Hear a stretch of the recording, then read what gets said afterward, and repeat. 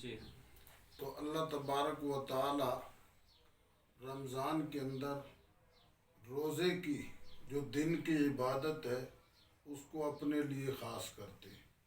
اللہ تعالیٰ کے محبوب نے ارشاد فرمایا کہ اللہ تعالیٰ ارشاد فرماتے، یہ حدیث قدسی ہے کہ روزہ میرے لیے ہے اور میں ہی اس کا اجر عطا کروں۔ ماشاء اللہ اور جو رات کی عبادت تراویح ہے وہ اللہ کے محبوب کے لیے مخصوص ہے۔ ماشاء اللہ یعنی یہ دونوں عبادتیں علیحدہ علیحدہ ہیں۔ نہ تراویح کا روزے کے ساتھ تعلق ہے کہ روزہ تراویح نہیں پڑھے گا تو روزہ نہیں ہوگا، یہ خدشات ہیں، ان کو ہمیں دور کرنا چاہیے۔ یا اگر تراویح پڑھ لی تو روزہ رکھنا ضروری ہو گیا، ایسی بات نہیں ہے۔ اگر تراویح پڑھے گا تو تراویح کا اجر علیحدہ ہے، روزہ رکھے گا اس کا علیحدہ ہے۔ تراویح پڑھ کے روزہ رکھے گا تو دن اور رات دونوں کی باتوں کا اجر حاصل کر لیا۔ اگر ایک آدمی نے تراویح نہیں پڑھی روزہ رکھ لیا تو تراویح جو ہے اس کی ثواب سے وہ محروم رہا، روزی کا اسے پورا پورا ثواب ملے گا۔ مل گیا ٹھیک۔ اچھا اللہ تعالیٰ نے جو حضرت صاحب انعام رکھے ہیں روزے دار کے لیے اس کے بارے میں تھوڑا سا۔ بھائی فاروق صاحب، انعامات بے شمار ہیں، ان کا ہم احاطہ نہیں کر سکتے، بیان نہیں کر سکتے، لیکن مختصراً میں عرض کر دوں، اللہ کے پیارے حبیب صلی اللہ تعالیٰ علیہ وسلم نے ارشاد فرمایا کہ روزے دار کا سونا بھی عبادت ہے، ماشاء اللہ روزے دار کا سونا بھی عبادت ہے، روزے دار کا خاموش بیٹھنا بھی عبادت ہے۔ فرمایا کہ اللہ تعالیٰ نے دریا کی مچھلیوں تک کی ڈیوٹی لگا دی ہے، وہ سحری سے لے کر افطار تک روزے دار کے لیے دعا مغفرت کرے۔ ماشاء اللہ اور پھر فرمایا کہ بھوکا رہنے کی وجہ سے جو روزے دار کے منہ کے اندر بدبو پیدا ہو جاتی ہے، اللہ تعالیٰ کو مشک اور عنبر سے بھی زیادہ پسندیدہ ہے۔ سبحان اللہ تبارک و تعالیٰ نے روزے دار کے استقبال کے لیے یہ انعام رکھا ہے۔ فرمایا جب پہلی رات رمضان کی آتی ہے، اللہ تبارک و تعالیٰ جنت کے اندر ایک ایسی خوشبو کو مہکاتے ہیں جس سے حوران جنت بھی سوال کرتی ہیں کہ یا اللہ یہ آج کیسی خوشبو ہے؟ فرمایا یہ ماہ رمضان کی آمد کی خوشبو ہے۔ تو حوران جنت اللہ تبارک و تعالیٰ کی بارگاہ میں درخواست کرتے یا اللہ ان روزے داروں کو ہمارا شوہر بنا دے۔ سبحان اللہ یعنی یہ اللہ تعالیٰ کا انعام ہے روزے دار کے لیے۔ فرمایا کہ اللہ کے پیارے حبیب صلی اللہ علیہ وسلم نے رمضان کے آتے ہی، پہلی رات کے آتے ہی اللہ تعالیٰ جنت کے سارے دروازوں کو کھول دیتا ہے اور دوزخ کے دروازوں کو بند کر دیتا ہے۔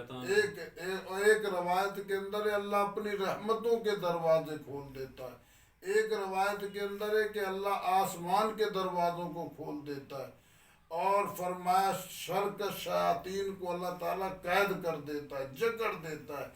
پورے رمضان نہ اللہ کی جنت کے دروازے بند ہوتے جو رمضان کے استقبال کے لیے کھلتے، نہ اللہ کی جنت کے دروازے بند ہوتے، نہ اللہ کی رحمت کے دروازے بند ہوتے، اور نہ اللہ دوزخ کے دروازوں کو کھولتا ہے، یہاں تک کہ پورا رمضان گزر جاتا ہے۔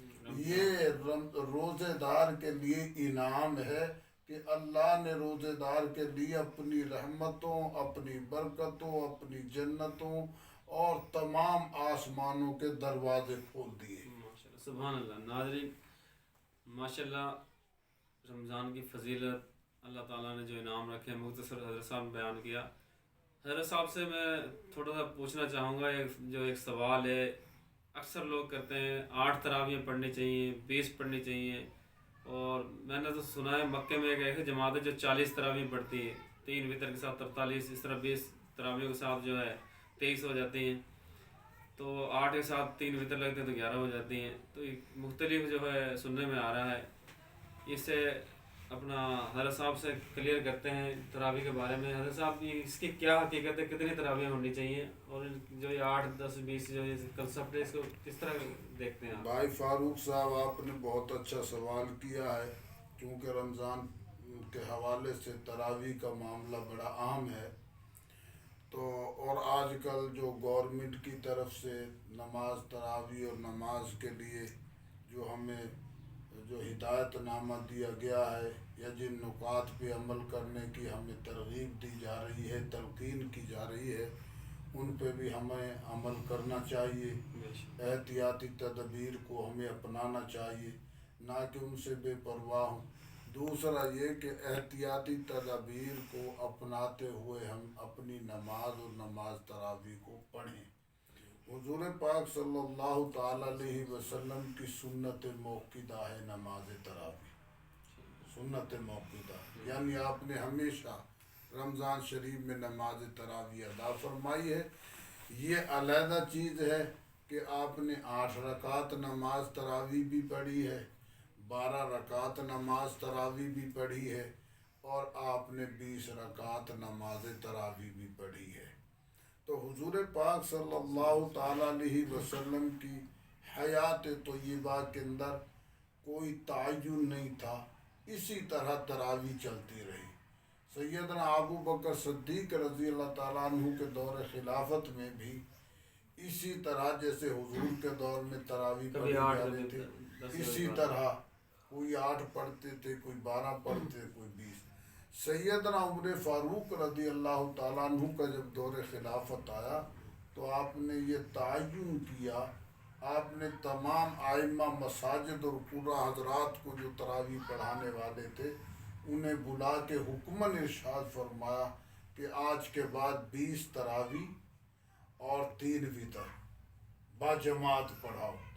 اسی پہ ہمارا فقہ حنفی کا جو ہے عقیدہ ہے، اسی پہ ہمارا ایمان ہے۔ امام ابو حنیفہ نے حضرت سیدنا فاروق اعظم کے اسی فیصلے کو جو ہے تسلیم کیا ہے، اور اسی کے مطابق ہم 20 رکعت تراویح پڑھتے۔ باقی جو 8 پڑھ رہا ہے ہم اسے غلط نہیں کہہ سکتے، وہ بھی سرکار کی سنت پہ عمل کر رہا ہے، 12 پڑھنے والا بھی حضور کی سنت پہ عمل کر رہا ہے۔ لیکن سیدنا فاروق اعظم حضور کی محبت کا اور حضور کی عقیدت اور حضور کی سنت کے ساتھ وابستگی کا ایک ایسا مقام ہے کہ آپ نے 20 رکعت تاکہ حضور کے تمام سنتوں پہ عمل ہو جائے، یعنی کوئی سنت باقی نہیں۔ اپنا میں نے سنا ہے خانہ کعبہ کی کہیں کوئی ایسے لوگ ہیں جو 40 تراویح پڑھتے ہیں، 40 تراویح، ہاں یہ اور کہیں نہیں ہے دنیا میں، وہاں پہ ہیں اس طرح جو 40 پڑھ رہے ہیں، وہ بھی ایک یعنی عقیدت، 40 تراویح جو پڑھ رہے ہیں یعنی وہ بھی ایک عقیدت کا ایک اپنا ان کا ایک طریقہ ہے کہ 20 کے ساتھ 20 اور ملا کے عبادت بڑھانے کی نیت سے،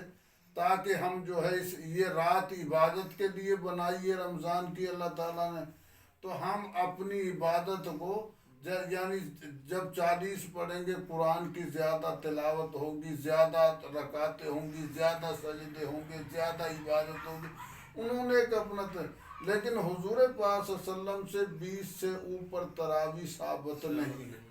یہ قیام اللیل اس کو کہا گیا، ہاں قیام اللیل، یہ آخری جو رات کے آخری حصے میں پڑھے تو بہتر ہے تراویح۔ ہاں اگر کوئی آدمی جو ہے آخری حصے میں، جیسے مقصد تہجد کی نماز ہے، اگر آپ اس کو عشاء کے بعد پڑھیں تو پڑھ سکتے، لیکن اس کے لیے ضروری ہے اور افضل ہے کہ آپ آخری رات کے حصے میں آخری رات کے حصے میں پڑھیں، اور حضور پاک صلی اللہ علیہ وسلم نے آخری حصے میں افضل قرار دیا، اور آپ نے آخری حصے میں ہی زیادہ جو ہے اس کا اہتمام فرمایا ہے۔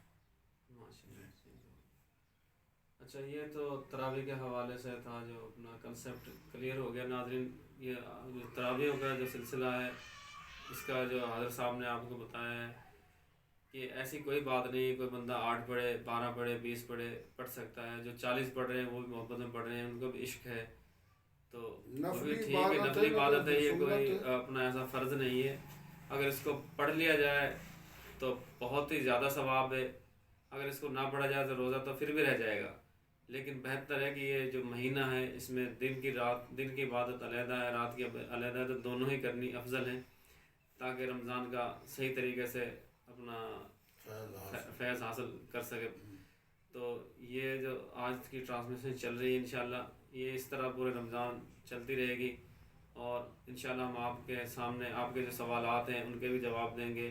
آپ کو میں بتاتا چلوں کہ ہمارا جو نمبر ہے اسکرین پہ بھی اپنا چلا دیں گے، 0301 44 48 748، 0301 444 8748۔ اس پہ آپ میسج کر سکتے ہیں۔ اگر آپ کے ذہن میں کوئی سوال ہے، کوئی سوال پوچھنا چاہتے ہیں حضرت صاحب سے کسی بھی قسم کا رمضان کے حوالے سے، تو آپ اس نمبر پہ کوئی میسج کر کے پوچھ سکتے ہیں، کال کر کے پوچھ سکتے ہیں، لیکن یہ ہے کہ بہتر ہے کہ آپ میسج کر کے اپنا سوال جو ہے وہ ہمیں بتا دیں، آپ کو انشاءاللہ آپ کے نام کے ساتھ اس کا جواب مل جائے گا۔ جی السلام علیکم۔